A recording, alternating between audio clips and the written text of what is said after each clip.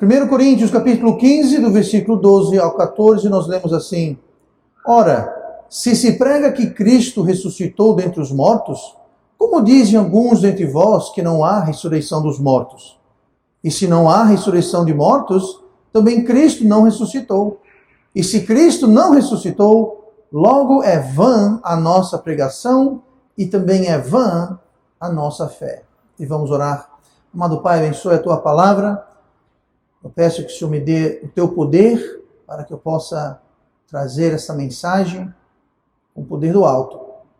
Esse mesmo poder venha nos empoderar ao ouvir, possamos, com propósito, estar atentos, colocar de lado tudo aquilo que vem nos distrair de Ti.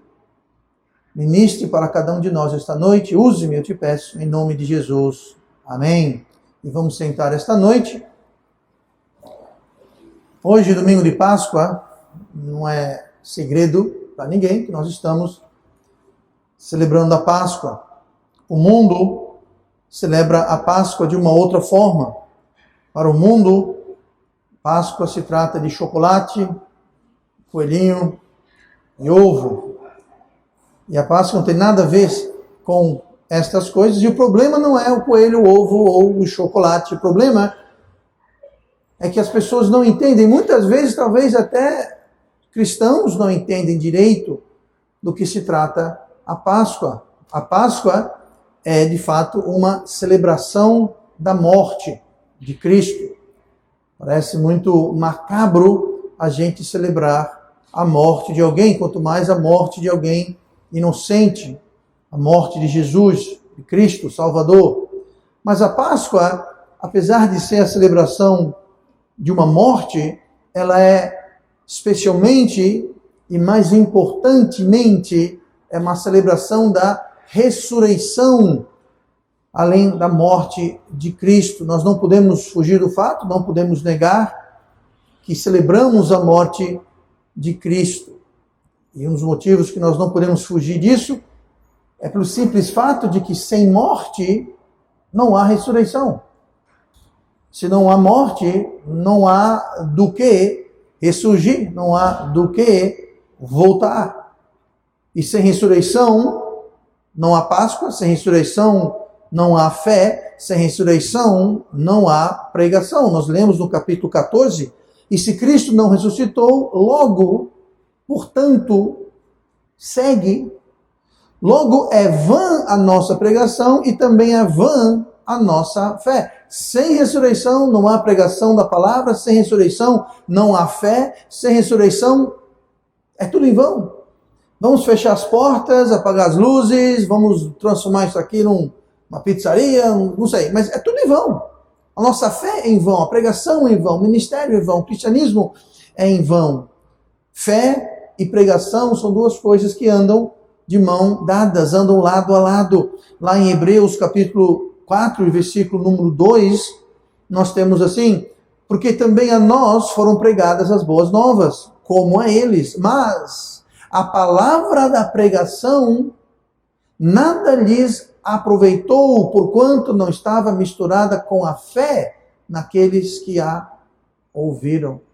Então, pode até ter pregação, mas se nós não misturarmos fé na pregação, a fé de nada aproveita, a fé de nada adianta. A fé, ela é vã, ela é vazia, ela é inútil.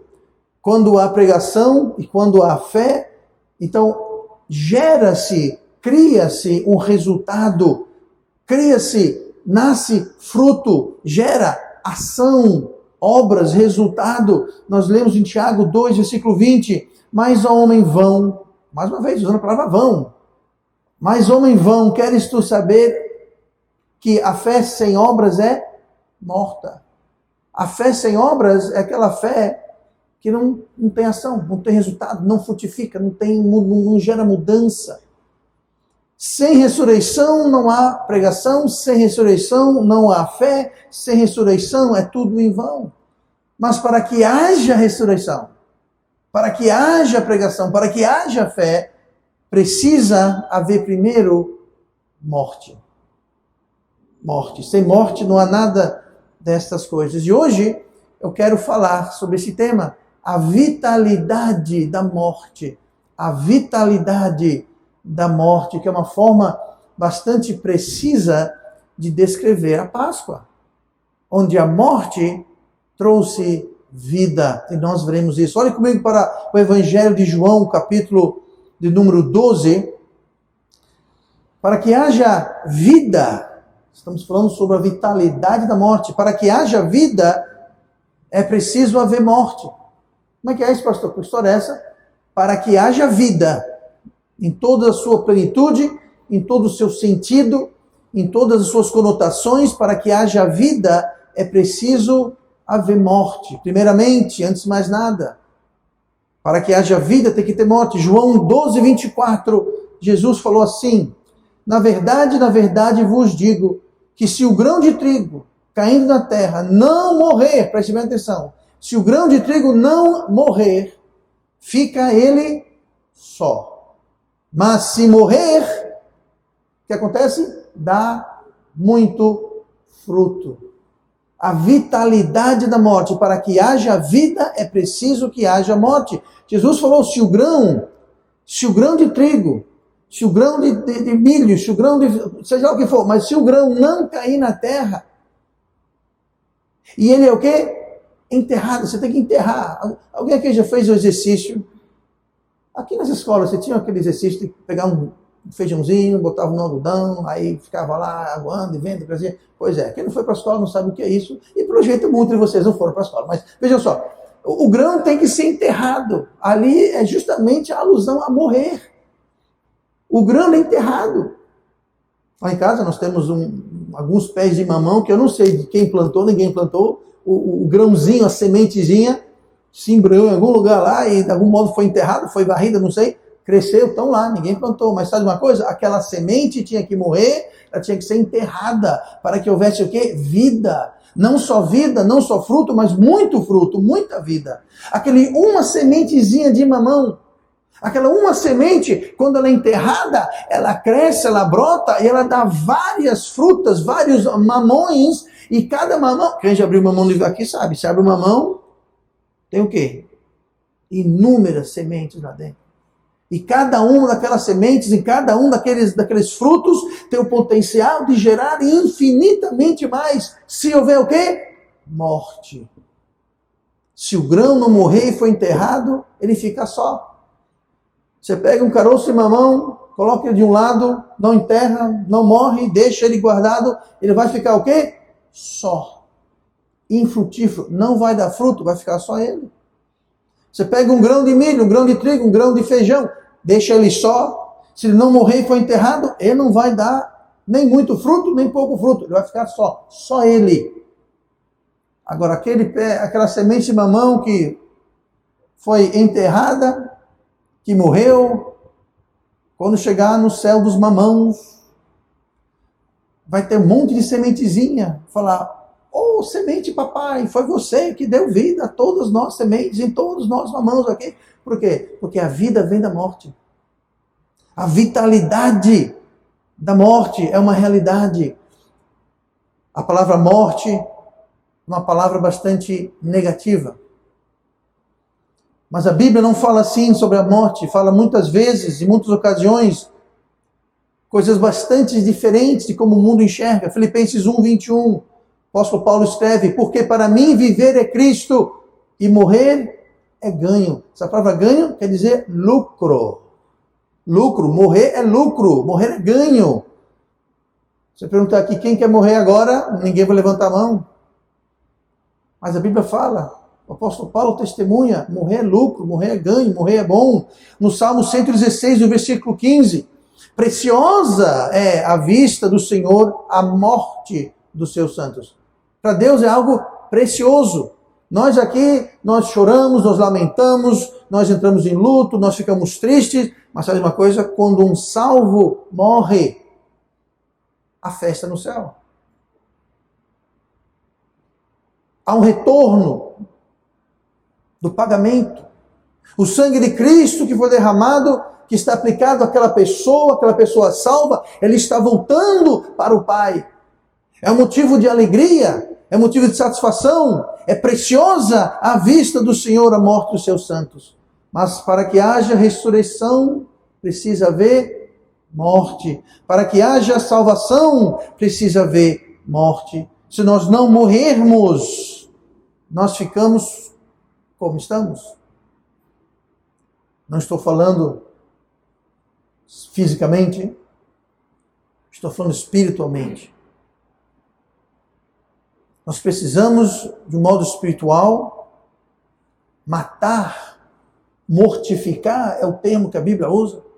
Outras horas fala em crucificar certas coisas em nossas vidas.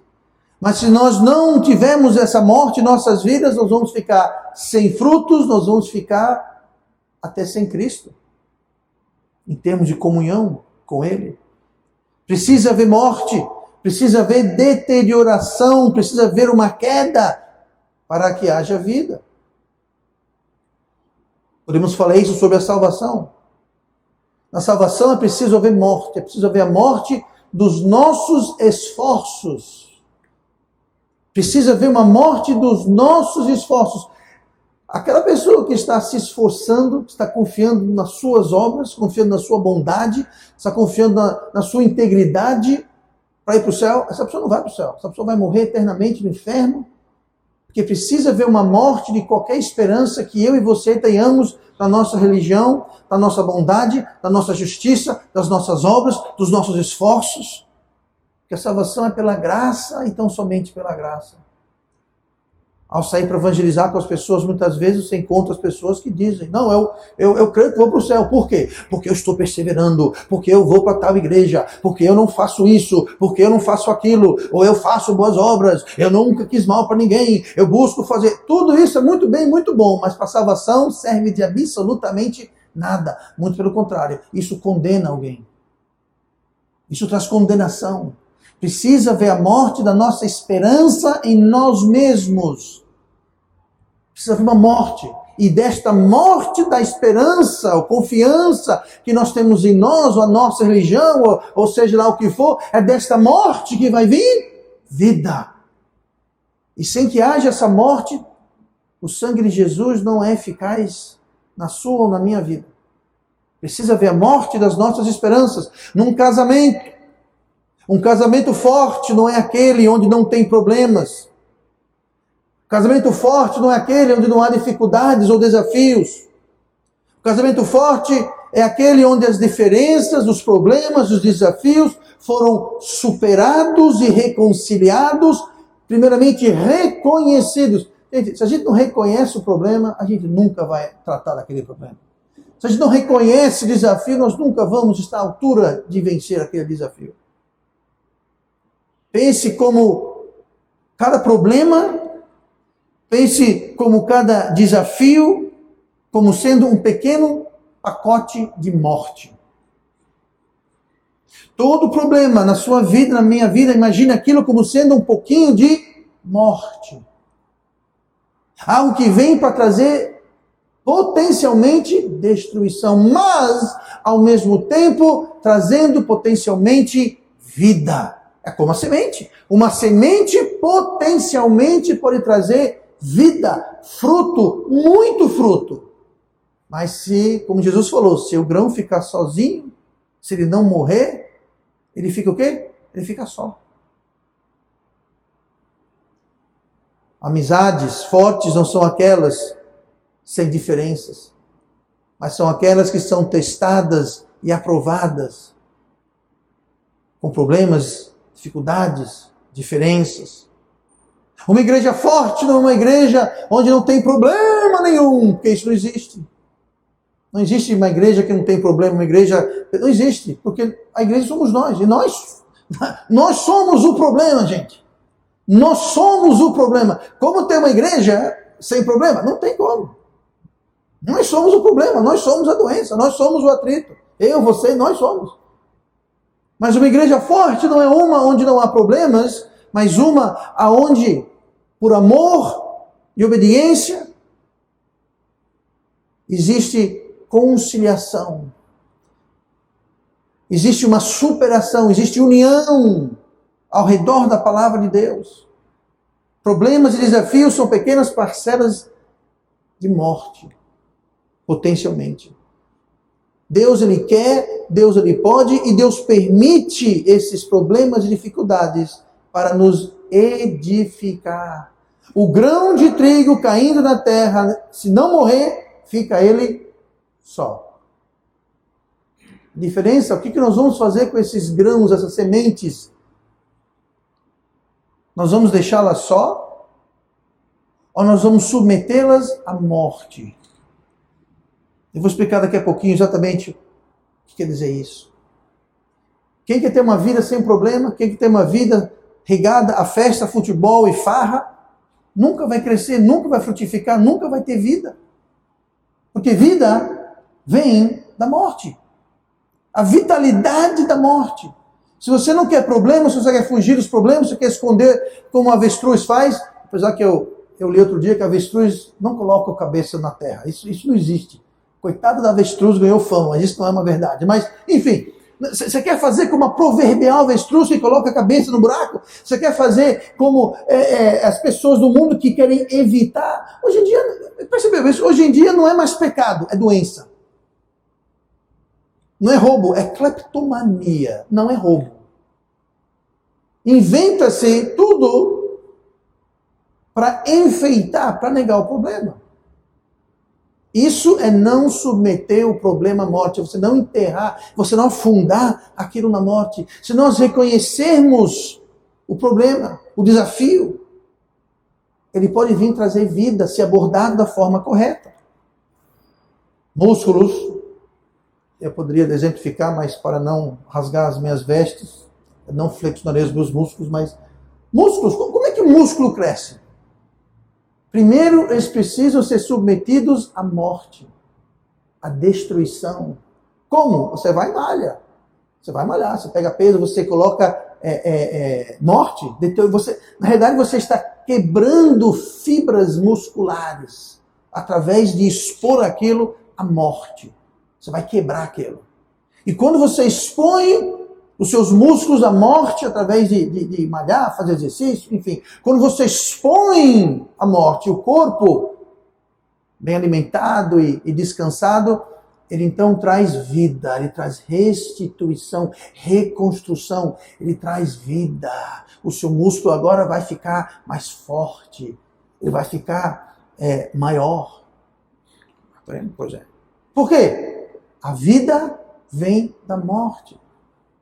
O crescimento vem da deteriorização. Ah, pastor, eu não quero submeter meus músculos à morte. Não submeta, mas também não vai ter mais força, o crescimento não vai ter.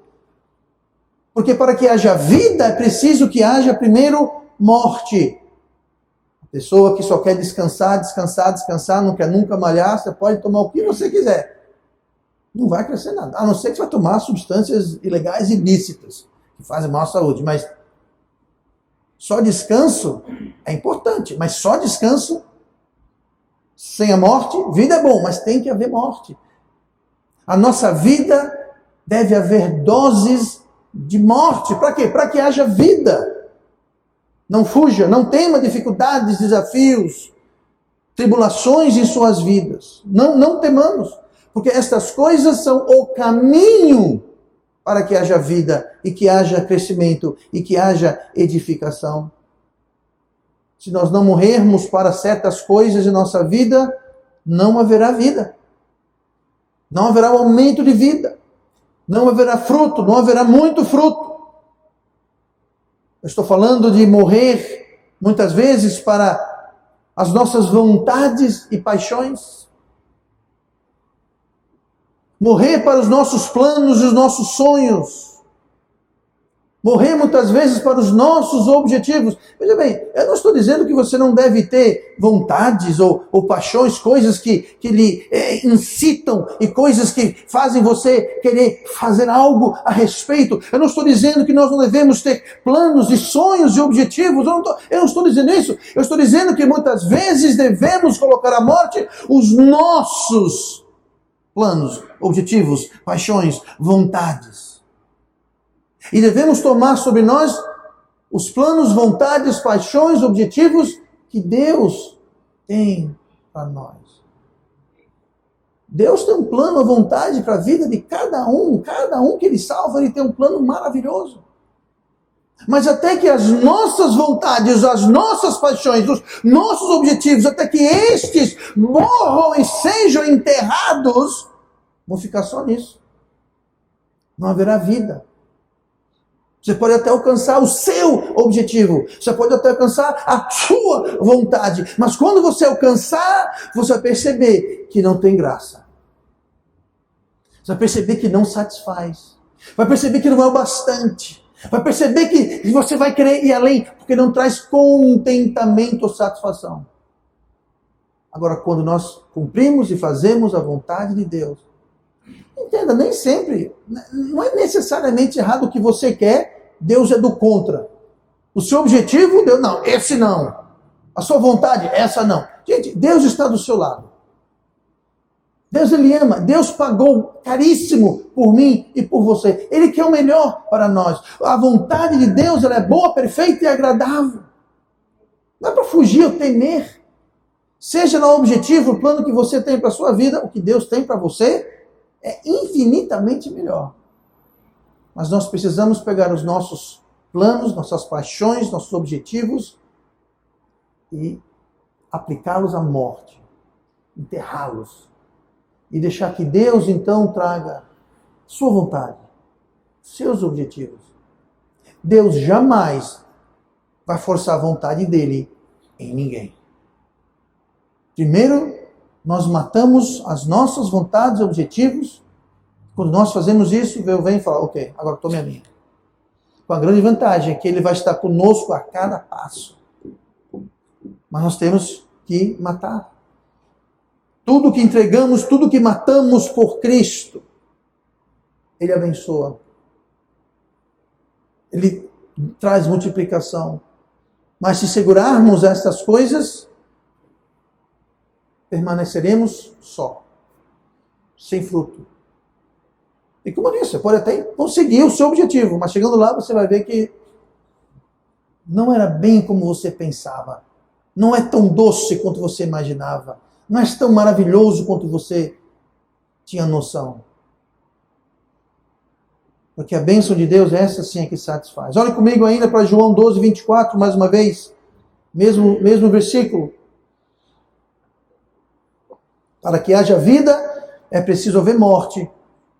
Mas para que haja fruto, tem que haver morte também. Na verdade, vos digo que se o grão de trigo caindo na terra não morrer, fica ele só. Mas, aqui vem um oposto, mas, se morrer, dá muito fruto. Note aí essa palavrinha se. Se. É uma condição, é um condicional. Se fugirmos da morte, se o grão de terra não cair, se fugirmos da morte, se não queremos trazer morte àquilo que tem que morrer em nossas vidas, então, não só vamos ficar só, não vai dar fruto, nem muito, nem pouco, não vai dar fruto. Jesus falou que Ele veio da vida abundante, João 10, versículo 10, eu vim para que tenham vida e que tenham com abundância. É o muito fruto que fala lá em João 12, 24. Se morrer, dá muito fruto. O que é muito fruto? Abundância. É abundância. Se morrer, vai depender de nós. Se nós trazemos morte, pode haver grande fruto, haver abundância. Essa abundância que Cristo veio trazer, essa vida abundante que Cristo veio trazer, veio a um custo, a sua morte. Da vida veio a morte. É a vitalidade da morte. Cristo morreu para nos trazer vida abundante. Cristo morreu para nos trazer vida eterna. Cristo morreu para que pudéssemos ser os galhos e dar muito fruto, mas para tudo isso, toda essa abundância, todos esses frutos, precisou primeiro haver morte. A vitalidade da morte. A falta de fruto abundante na vida do crente, muitas vezes é simplesmente porque ele ainda não morreu. Claro, não fisicamente. Ele ainda não morreu para suas vontades, paixões, planos e objetivos. Ele ainda está insistindo em segurar e se prender e amarrar o seu vagão no trem das suas vontades. E não as colocou, não as enterrou, não trouxe morte. E o resultado é uma falta de fruto, uma falta de abundância. O crente precisa morrer para si. Gálatas 2, versículo 20. Já estou crucificado com Cristo. E vivo, não mais eu, mas Cristo vive em mim. E a vida que agora vivo na carne, vivo-a pela fé do Filho de Deus, o qual me amou e se entregou a si mesmo por mim. É essa morte que eu estou falando. Cristo não pode viver em nós se nós estamos vivendo em nós. Cristo não pode trazer a sua vontade se eu estou apegando a minha vontade. Eu vou repetir para não deixar confusão. Não significa que toda vontade, qualquer vontade que você tenha, seja necessariamente errada ou diferente ao que Deus quer para você. Mas a questão é, e se fosse? E se fosse? Você estaria disposto a enterrá-lo? Se Deus viesse para você hoje e falasse, o que eu quero para você é totalmente diferente do que você quer para você, qual seria a sua reação? Sinto muito, Deus, a minha vida, eu vou fazer o que eu quero. Você pode fazer isso. Deus honra essa sua decisão. Mas tem um problema, vai ficar só, não vai ter fruto, muito menos muito fruto. Porque a vida vem da morte. O fruto vem da morte, como exemplo da semente. Gálatas 5, versículo 24. E os que são de Cristo crucificaram a carne com as suas paixões e concupiscências. Veja só. E os que são de Cristo crucificaram. Você é de Cristo? Pois é. Se você é de Cristo, você ainda, talvez ainda não percebeu. Mas junto com a salvação, veio a expectativa de Deus que você e eu crucificássemos a nossa carne. Deus não vai crucificar a sua carne, as suas paixões ou as minhas por nós. Mas é a expectativa de Deus. Eu dei o meu filho. Eu coloquei o meu filho na cruz. Agora eu quero que você coloque a sua carne, as suas paixões, os seus objetivos na cruz. Não é um requerimento para a salvação. É uma expectativa do nosso dever. Ah, pastor, mas isso é um preço muito alto. Não me venha falar de preço alto sem lembrar que Cristo morreu por nós. Não me venha falar de preço alto sem se lembrar de que Cristo foi preso injustamente, acusado falsamente, foi torturado brutalmente, açoitado sem misericórdia. Os seus ossos aparecendo nas costas, suas peles penduradas em tiras, seu sangue escorrendo, trilhando atrás de si. Na sua testa foi cravado uma coroa de espinhos, suas mãos foram cravadas numa madeira com pregos, ele foi pendurado, humilhado. Não venha me dizer que é um preço muito alto crucificar a nossa carne, crucificar os nossos objetivos em troca da salvação eterna, em troca do preço que ele pagou. E ele não exige nada de nós a não ser fé. Fé em receber. Ele não falou, quem crucificar a sua carne eu vou salvar, quem não crucificar eu não vou. Ele nunca falou isso. Somos salvos pela graça por meio da fé. Não vem das obras. Eu paguei adiantado. A nossa parte é crucificar a nossa carne, nossos planos, nossos sonhos, nossos objetivos. E em troca Deus vai dar a sua vontade, que é boa, perfeita e agradável. É tão irrazoável. Irrazoável é tomar tamanha salvação gratuita pela graça e falar, Deus, muito obrigado, mas eu vou viver a minha vida do jeito que eu quero. Eu vou fazer o que eu quero. Eu vou investir o meu tempo como eu quero. Eu vou viver do meu jeito. Muito obrigado porque você me salvou. Muito obrigado. Mas a minha vida, ela é minha. Pastor, alguém que pensa assim, vai para o céu? Vai para o céu. Se recebeu Cristo, vai para o céu. Mas lembre-se, o primeiro evento depois do arrebatamento vai ser o tribunal de Cristo. Aí aquele mesmo crente vai ter que ouvir assim, o fulaninho, vem cá. Está vendo essa marca aqui? Pois é. Eu fiz isso por ti. O que você fez por mim? O que você falar não vai fazer o mínimo sentido. Pois é. Isso é uma realidade. Esse dia vai acontecer.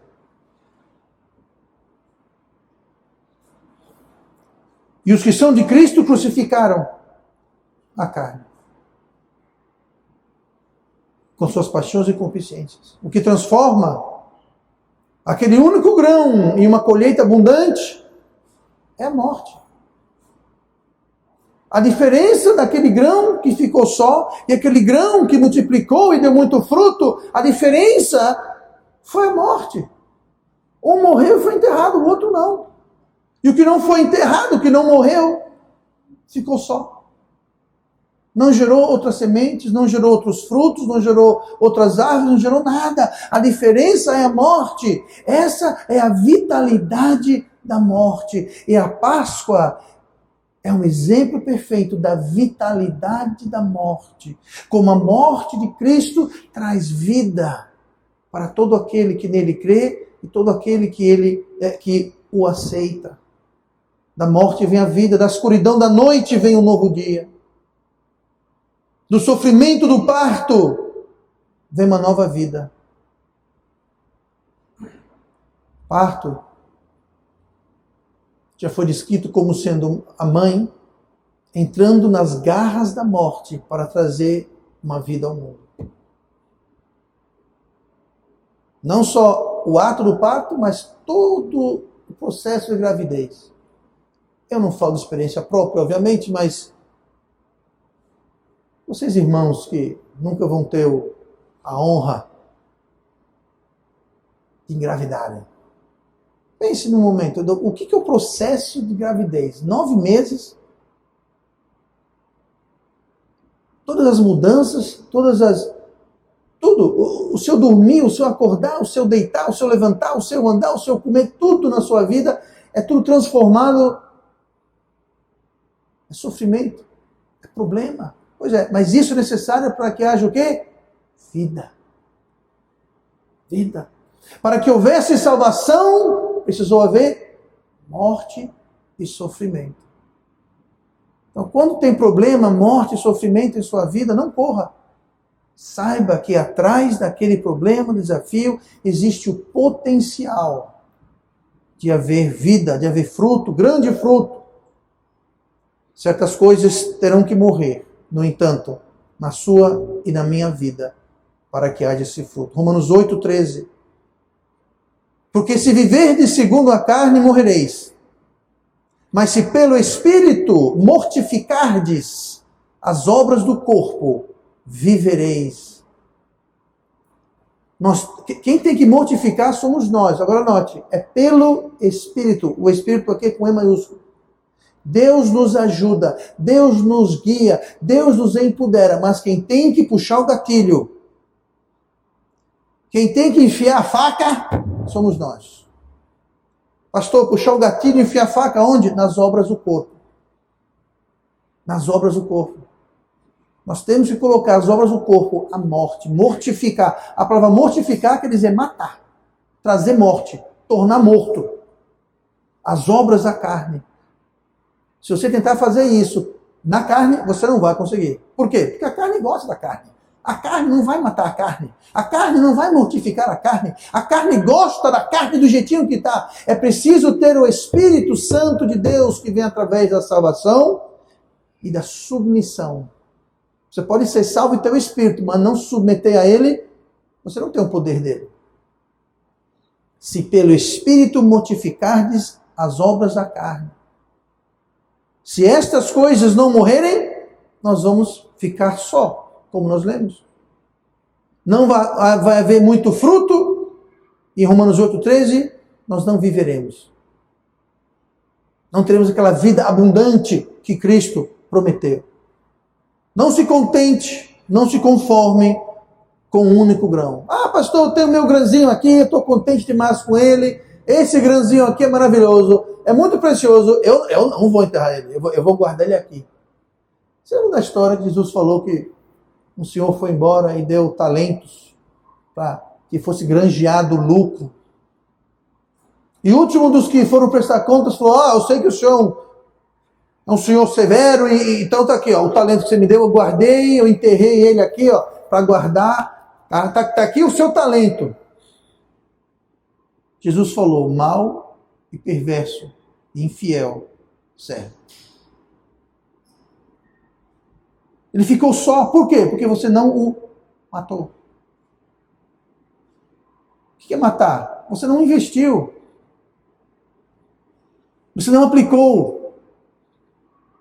Eu te dei um talento, você me devolveu aquele mesmo talento. Eu te dei um grão, você me deu... Não se contente com um.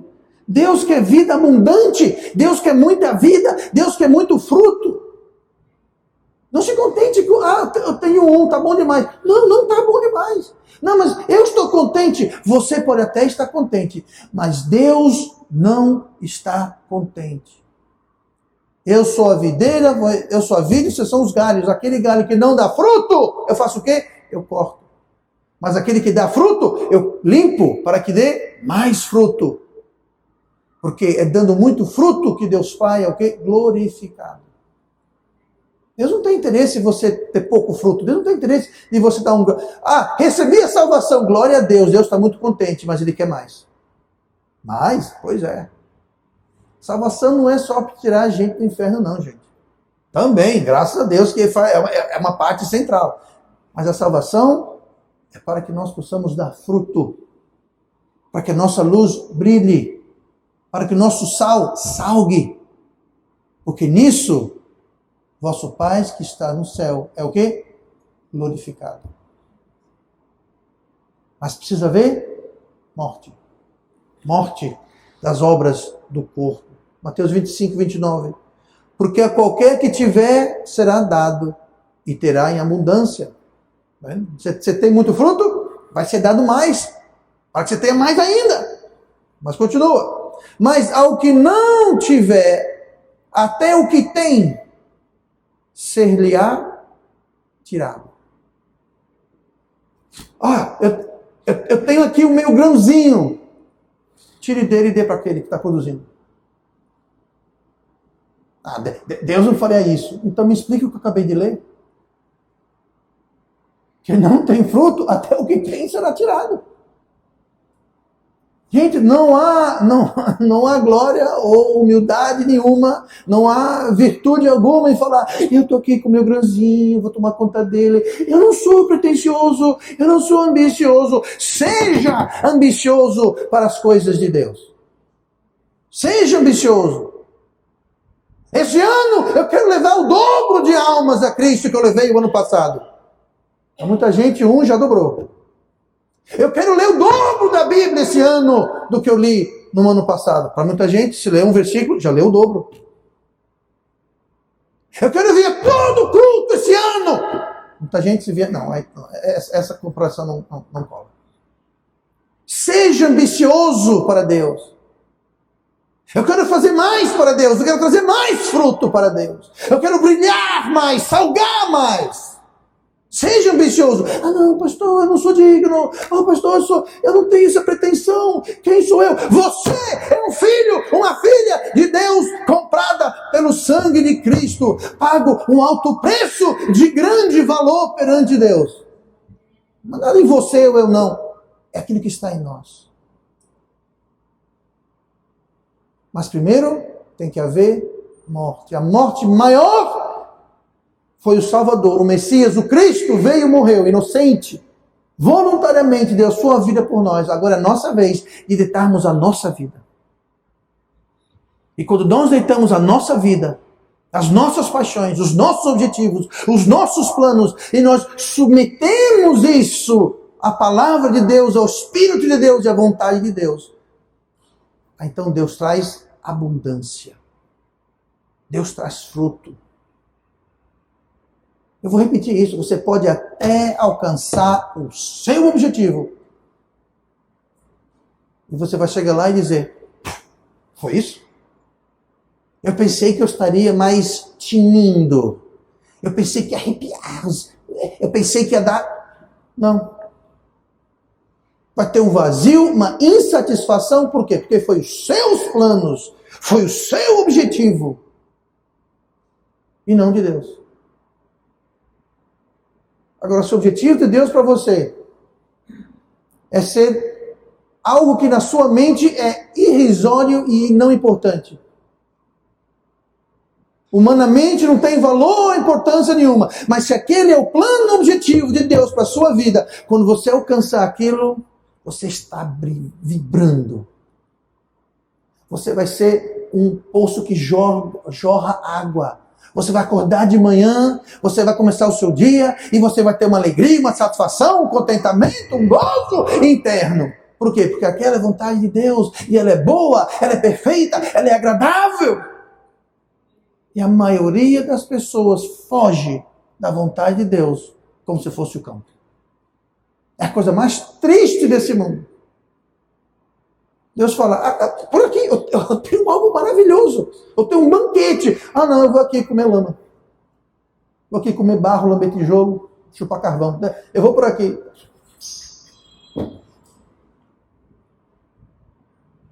Morte, a vitalidade da morte. Vamos lembrar que a vida vem da morte, espiritualmente, através da ressurreição. Essa é a vitalidade da vida. Deixa eu perguntar para você esta noite, o que é que precisa morrer na sua vida para que haja uma ressurreição, para que haja fruto, para que haja vida, muito fruto? Não cabe a mim dizer para você, cabe a Deus, cabe ao Espírito Santo dizer a você. E Ele diz, se você ouvir. Se você perguntar, se você for... Deus me diga uma coisa, o que eu tenho que mortificar na minha vida? Ousa perguntar e ousa obedecer. Eu não vou ficar aqui e dizer, ó, você tem que mudar isso. Eu não faço a mínima ideia. Não, esse não é meu papel, esse é o papel de Deus e você. Muitas vezes você não precisa perguntar a Deus. Por quê? Porque Deus já respondeu. Se está aqui, gente, não precisa perguntar a Deus. Balaão, certa vez, era um profeta de Deus, conhece a história, foi chamado para os inimigos de Deus para amaldiçoar o povo de Deus. Balaão foi lá, ele falou, eu não posso amaldiçoar ninguém se perguntar primeiro para Deus. Aí ele foi para Deus e perguntou para Deus, estão me oferecendo lá uma recompensa se eu amaldiçoar o seu povo. Eu devo? O que você acha que... Balaão precisava perguntar isso para Deus? Não. Mas Deus falou, não. Aí ele voltou e falou, ô fulano, Deus falou que não. Eu dobro a recompensa. Calma aí, deixa eu perguntar de novo. Ó Deus, ele dobrou a recompensa. Sabe o que Deus falou? Deus falou, vá. Por que Deus falou vá? Gente, ele já sabia que não era. Ele ainda foi perguntar para Deus e Deus falou não. Ele foi de novo, porque ele dobrou a recompensa. Sim, e Deus falou vá. Sabe como Balaão morreu? Ele morreu na batalha junto com os inimigos de Deus. Ele morreu do lado dos inimigos, atrás da fronteira inimiga. Deus falou, vá. Ele foi. E morreu. Deus não força ninguém. Sabe quem força? O diabo. O diabo trabalha em impressionar, coagir, amedrontar, manipular. Deus não funciona assim. Deus não funciona com manipulação. Ele fala, a verdade é essa. Vá. Pastor, eu quero viver a minha vida. Vá. Balaão foi, achou vida, achou o quê? Morte. No lado derrotado do inimigo. Ele foi. Da vida, a vida vem da morte. Balaão tinha que ter botado a sua ganância para morrer. Teria vivido. Cristo precisou morrer para que pudéssemos viver. Viver uma vida abundante, termos vida eterna. E aqui, vida em comunhão com Deus. Cristo precisou morrer. A vitalidade da morte.